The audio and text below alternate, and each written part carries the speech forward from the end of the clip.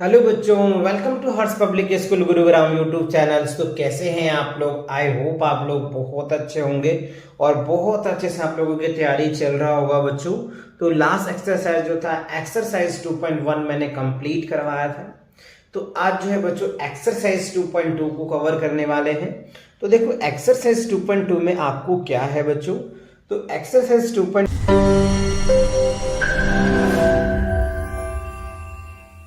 का first question क्या कह रहा है?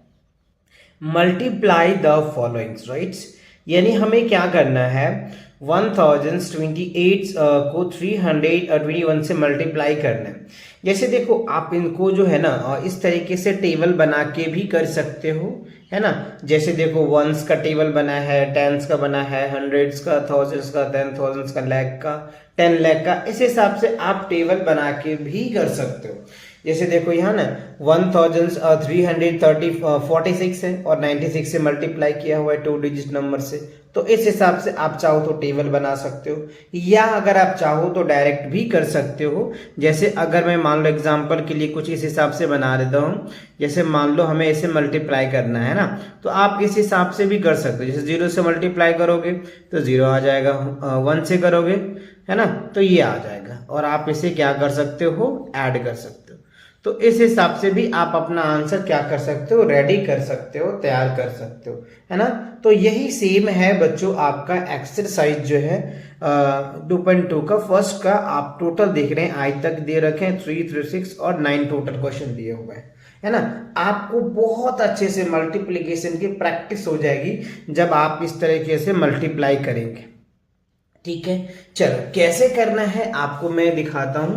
देखो मैंने इस हिसाब से सॉल्व कर रखा है जिससे कि मैं आपको कम समय में ज्यादा से ज्यादा क्वेश्चन को प्रैक्टिस करा सकूं और आप इन क्वेश्चन को अच्छे से प्रैक्टिस कर सकें, है ना। क्योंकि मल्टीप्लिकेशन में आप जितने प्रैक्टिस करेंगे ना बच्चों, आप उतने ही परफेक्ट हो जाएंगे। इनके लिए आपको टेबल बहुत अच्छे से आनी चाहिए। तो देखो यहाँ पे मैंने ए का लिखा है, 1028 को 321 से मल्टीप्लाई करना है। तो इस हिसाब से मैंने लिख दिया और अरेंज किया। तो मल्टीप्लिकेशन का रूल आपको पता ही है ना, कि पहले हम 1 से मल्टीप्लाई करेंगे तो ये रिजल्ट आ गया। फिर हम क्या करेंगे, 2 से मल्टीप्लाई करेंगे तो ये रिजल्ट आएगा, एक 0 हम छोड़ देते हैं, या फिर आप चाहो तो कट लगा दो, है ना। जो आपको इजी लगे आप वो कर सकते हो, ठीक है। फिर 2 से मल्टीप्लाई करने के बाद ये रिजल्ट आया, फिर एक कट लगाओ या 0 लगाओ, जो आपको इजी लगे आप वो कर सकते हो। फिर 3 से कर दिए मल्टीप्लाई। अब इसको क्या कर दिया हम लोगों ने, ऐड कर दिए। क्या कर दिए, ऐड कर दिए। ये देखो 8 आ जाएगा, 6 to 8 हो जाएगा, 5 और 4 9 हो गया, है ना। 8 और 1 क्या हो गया, 9 हो जाएगा, और ये 2 हो जाएगा, और ये 3। तो ये क्या बना, 1s 10s 100s 1000 10,000 lakh, 3,29,988। That is the answer of first question. यानी हम ये कह सकते हैं कि 1028 को अगर आप 321 से मल्टीप्लाई करेंगे तो क्या होगा आपका 3,29,988। ये आपका क्या आता है, रिजल्ट आता है ना। जब आप मल्टीप्लाई करेंगे तो आपको पहले इस हिसाब से मल्टीप्लाई करके एक बार जरूर चेक करना है, तब जा करके आप डायरेक्ट करोगे ना तो चीजें समझ में आएगा। बट डायरेक्ट करोगे तो आपके मार्क्स नहीं मिलने वाले हैं। आपको इस हिसाब से मल्टीप्लाई करना है। ये तो मैंने आपको इस हिसाब से करके दिखाया है ना, फिर डायरेक्ट किया, राइट। सेम आप देखो बी में 4721 है, इसे अगर आप मल्टीप्लाई करते हो 521, सेम है। यहाँ पे 3 डिजिट से मल्टीप्लीकेशन है, तो मैंने इस हिसाब से अरेंज कर लिया। पहले 1 से कर लो मल्टीप्लाई, ये आएगा, फिर 2 से करोगे ये आएगा, फिर 2 से, फिर उसके बाद 5 से करोगे ये आएगा, और फिर आप ऐड करोगे। ऐड करने के बाद जो रिजल्ट आ रहा है वो क्या आ रहा है, 24,59,641। ये आपका क्या निकल के आ गया, बी का आंसर आ जाएगा, ठीक है। सी में देखो 1231 है, इसे आपको 482 से मल्टीप्लाई करना है, तो अरेंज कर लो पहले, है ना। फिर 2 से मल्टीप्लाई कर दो, फिर 8 से करो, फिर 4 से कर दो, है ना। सॉरी 4 से करोगे तो ये रिजल्ट आ जाएगा, और फिर आप इसे चाहे तो ऐड करो। देखो यहाँ 0 लगाना चाहे 0 लगा दो, कट लगाना चाहो कट लगा दो, वो आपके ऊपर डिपेंड करता है कि आप कट लगाना चाहते हो या 0 लगाना चाहते हो, उससे कोई फर्क नहीं पड़ता। ये प्रोसेस होता है मल्टीप्लीकेशन का, है ना। ये आ जाएगा 5,93,300 42, राइट। ये आपका सी का आंसर आ जाएगा। सेम बच्चों आप डी में देखो 1845 है, इसे क्या करना है, मल्टीप्लाई करना है 240 से, राइट। तो अरेंज करो, फिर 0 से मल्टीप्लाई कर दो, है ना, ये आ जाएगा। फिर 4 से मल्टीप्लाई करो, ये आएगा। फिर 2 से मल्टीप्लाई करोगे, ये आएगा। और इसे ऐड कर दो। ऐड करने के बाद क्या रिजल्ट आ रहा है, 4,42,800। ये आपका क्या निकल के आ जाएगा बच्चों, आंसर आ जाएगा, ठीक है। अब क्वेश्चन नंबर ई में देखिए, कह रहा है 4,837 को 103 से मल्टीप्लाई करना है। तो ये रिजल्ट आ गया, है ना। आप चाहो तो यहाँ पे कट लगा दो, है ना, या फिर आप चाहो तो जीरो लगा दो। वो आपके ऊपर डिपेंड करता है कि आपको क्या इजी लग रहा है। जीरो लगाना इजी लग रहा है तो जीरो लगाइए, कट लगाना है, क्रॉस लगाना है तो क्रॉस लगाइए, वो आपके ऊपर है ना, ठीक है। तो 3 से मल्टीप्लाई करने के बाद ये आएगा, 0 से मल्टीप्लाई करोगे तो ये आएगा, और 1 से मल्टीप्लाई करोगे ये आएगा, और सभी को ऐड कर दो। तो 4,98,211, that is the correct answer of E parts, है ना। एफ पार्ट में देखो 3,421 है, इसे 120 से मल्टीप्लाई करना है। तो वही पहले 0 से कर लो मल्टीप्लाई, ये आ गया। फिर 2 से किया, फिर 1 से किया, और इसे ऐड कर दिया। ऐड करने के बाद 4,10,520, that is the answers of this part, right. तो आई होप ये बातें आपको समझ आ रहा होगा, और ये क्वेश्चन बहुत इजी से आप समझ में आ रहा होगा, क्योंकि मैं सभी का प्रॉपर सॉल्यूशंस करा रखा हूँ, जिससे कि आप आसानी से और इजी से चीज़ों को समझ पाएंगे और कर भी पाएंगे, है ना। अगर सॉल्यूशन करने बैठता तो वीडियो बहुत बड़ा हो जाता, है ना। तो इसीलिए मैंने पहले सॉल्व कर लिया है। हाँ, आप इन्हें प्रैक्टिस ज़रूर करना, और आप खुद मल्टीप्लाई करके तब जा करके एक बार मैच करना कि क्या आपका आंसर जो मेरा आंसर आया है क्या वही आया है या इससे डिफरेंट आया है। तो मैच जरूर कर लेना बच्चों। पहले आप खुद मल्टीप्लाई करना, वीडियो को रोक के खुद मल्टीप्लाई करो, फिर उसके बाद मैच करो, जिससे कि आपको अच्छे से एकदम फील आ जाएगा कि रियल में मल्टीप्लिकेशन ऐसे होता है। इस हिसाब से करेंगे तब जाकर के करेक्ट आएगा, ठीक है। जी में देखो 5,005 को 1,210 से मल्टीप्लाई करना है। वही है, तो पहले 0 से करोगे, फिर 1 से करोगे, है ना, फिर उसके बाद 2 से करोगे, फिर 1 से करोगे। 4 डिजिट है, कर दिया, और ये रिजल्ट आ गया। सेम यहाँ पे भी 4 डिजिट को 4 डिजिट से मल्टीप्लाई करना है, 2,520। इसमें आप ये आगे पीछे भी कर सकते हो, क्योंकि सेम ही डिजिट है, कोई इफेक्ट नहीं पड़ने वाला। आप चाहो तो पहले ये लिख दो, बाद में ये लिख दो, या ये पहले लिख दो, बाद में ये लिख दो, कोई फर्क नहीं पड़ेगा, है ना।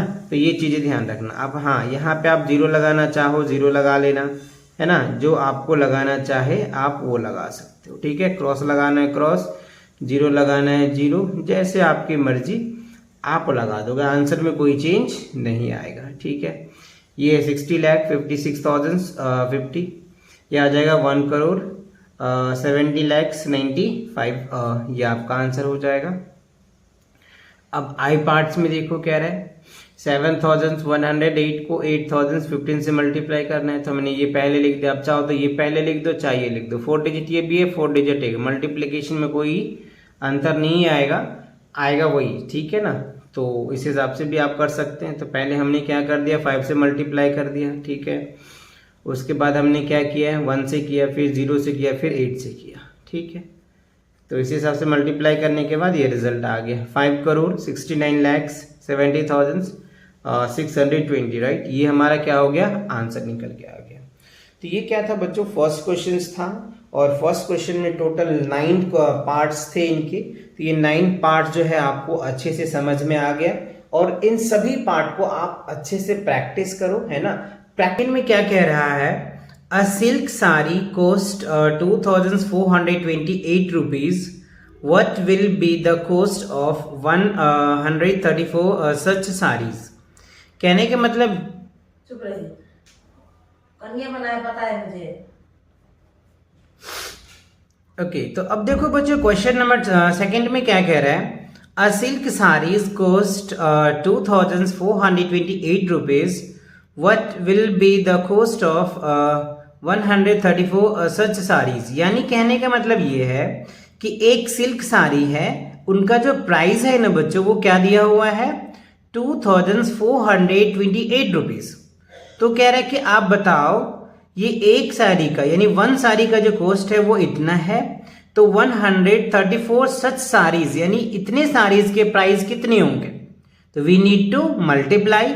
जैसे देखो हमें पता है कि एक साड़ी का जो प्राइस है ना वो 2428 रुपीज है। तो हमसे पूछ रहा है बताओ 134 साड़ी का प्राइस कितना होगा।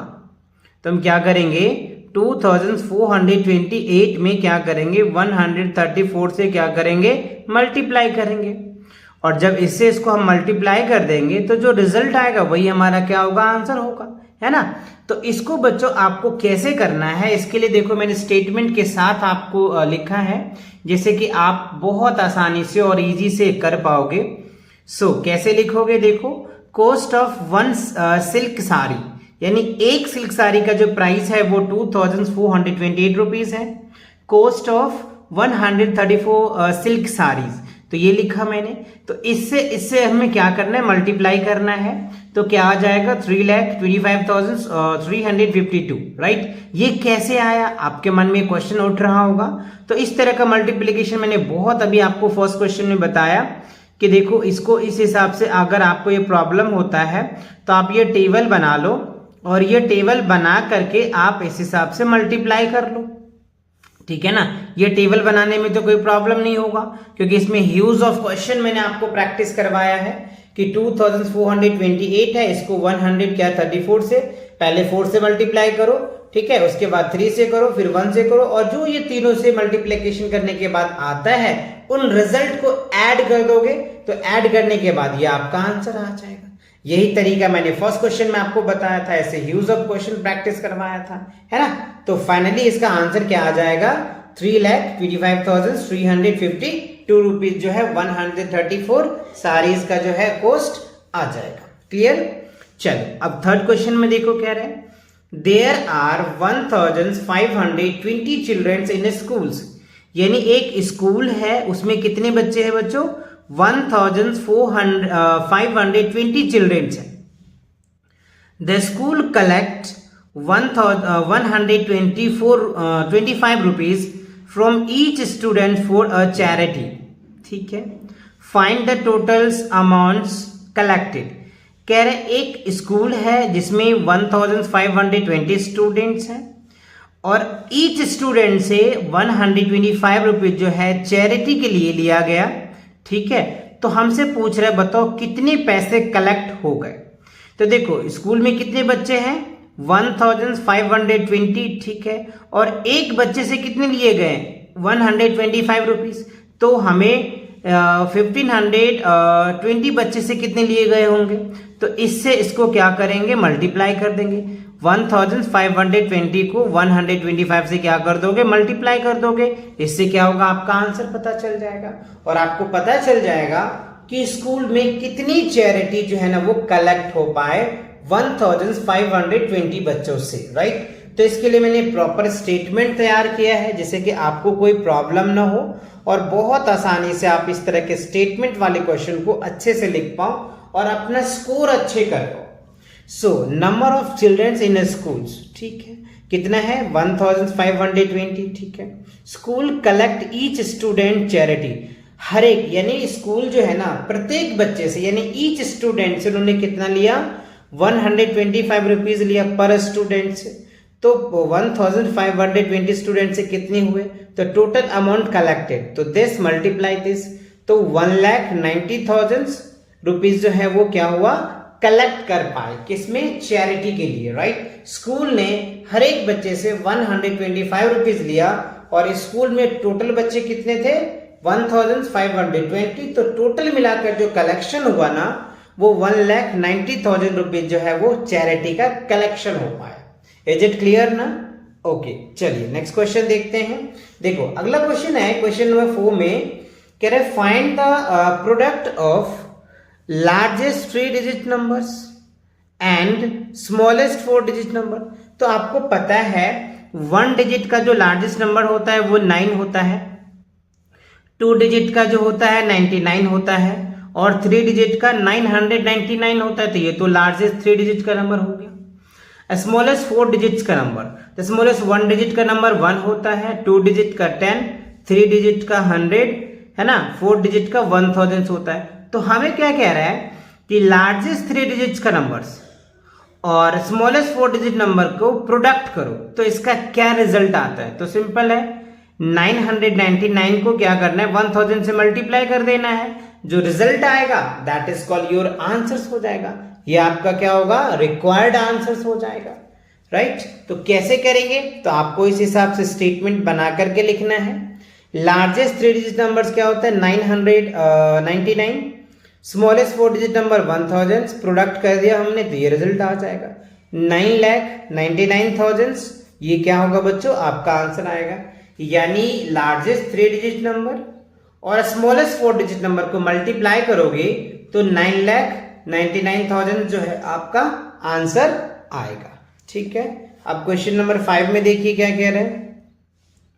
कह रहे हैं कि एक फैक्ट्री है वो प्रोड्यूस करता है 363 डॉल्स इन अ डे।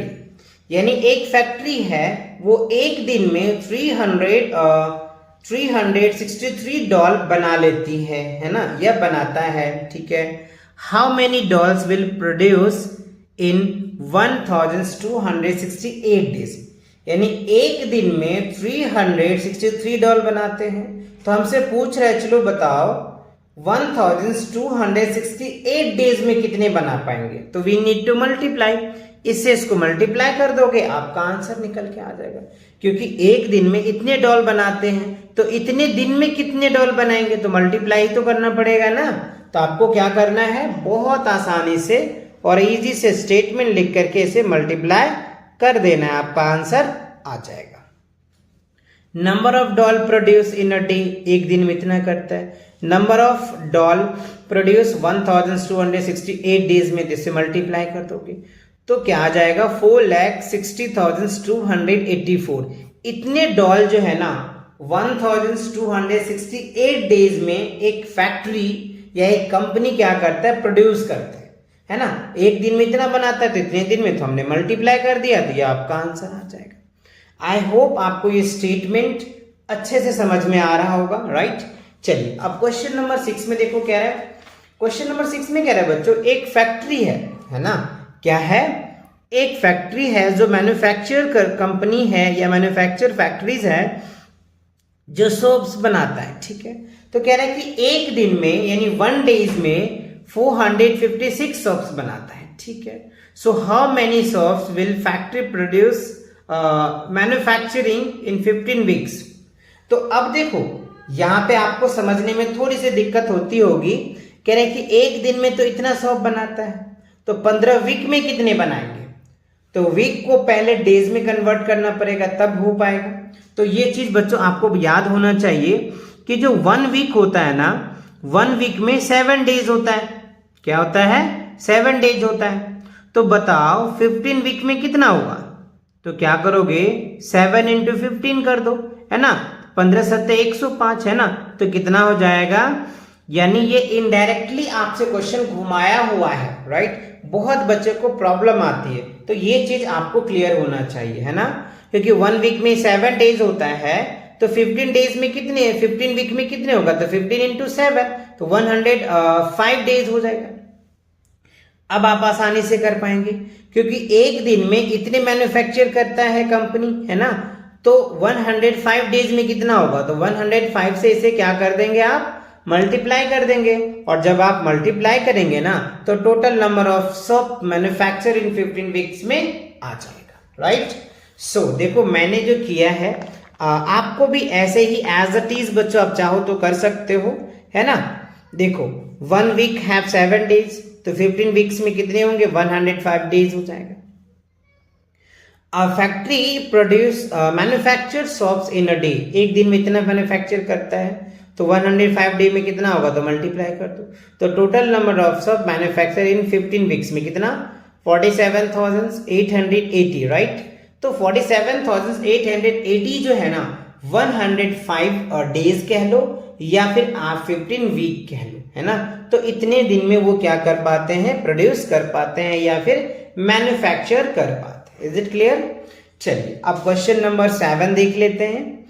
देखो क्वेश्चन नंबर 7 में कह रहा है कि अ शॉपकीपर सेल्स, यानी एक दुकानदार है जो 134 बुक्स सेल करता है एक दिन में, ठीक है। तो हमसे पूछ रहा है how many books will he sell in month of July. देखो यहां पे भी इनडायरेक्टली पूछा है, डायरेक्ट नहीं दिया है। आपसे कह रहा है कि एक दिन में कोई दुकानदार जो है ना 134 बुक्स को बेचता है तो बताओ जुलाई मंथ में कितना होगा। अब आपको ये तो पहले पता होना चाहिए ना कि जुलाई में डे कितने होते हैं। तो जुलाई का जो मंथ होता है ना बच्चों, उसमें 31 डेज होता है। क्या होता है? 31 डेज होता है। हाँ, अब जाके क्वेश्चन क्लियर हुआ कि अब कह रहा है कि 1 डेज में इतना कर पाता है, इतना बुक सेल करता है, तो 31 डेज में कितना होगा। समझ रहे बात को, राइट। तो क्वेश्चन थोड़ा सा घुमा हुआ है, तो आप इसको समझने का कोशिश जरूर करना, ठीक है। अब बहुत आसानी से बना लोगे आप, क्योंकि 1 डेज में इतना करता है, इतना सेल करता है, तो 31 डेज में कितना करेगा। We need to multiply and then get your answers, right. So इसको इस हिसाब से आपको लिखना है। जुलाई मंथ्स हैव 31 डेज, ठीक है। A shopkeeper sells books in a day, एक दिन में इतना बेचते हैं, तो 31 डेज में कितना होगा, तो वी नीड टू मल्टीप्लाई। तो total number of books sells in July month में 4154, राइट। यानी वो एक मंथ में 4154 यानी 4134 बुक्स जो है वो दुकानदार जो है वो सेल कर पा रहे हैं। तो ये आपका क्या होगा बच्चों, आंसर आ जाएगा, राइट। तो आई होप ये आपको जो भी क्वेश्चंस थे, ये स्टेटमेंट वाले क्वेश्चंस, स्टेटमेंट लिखना आपको बहुत अच्छे से समझ में आ गया होगा, है ना। और ये जो मल्टीप्लिकेशंस थे ये भी आपको बहुत अच्छे से प्रैक्टिस करनी है। और इससे पहले किसी भी एक्सरसाइज में प्रॉब्लम है या किसी भी कॉन्सेप्ट में प्रॉब्लम है तो चैनल पे विजिट करके प्लेलिस्ट सेक्शन को एक बार जरूर चेकआउट करें। एंटायर कॉन्सेप्ट एंड आपको बुक एक्सरसाइज के जितने भी क्वेश्चन है ना, वो सारे क्वेश्चन के सॉल्यूशंस प्रॉपर आपको स्टेप वाइज मिल जाएगा। तो मिलते हैं नेक्स्ट वीडियो के साथ बहुत जल्दी। तब तक के लिए take care and bye bye.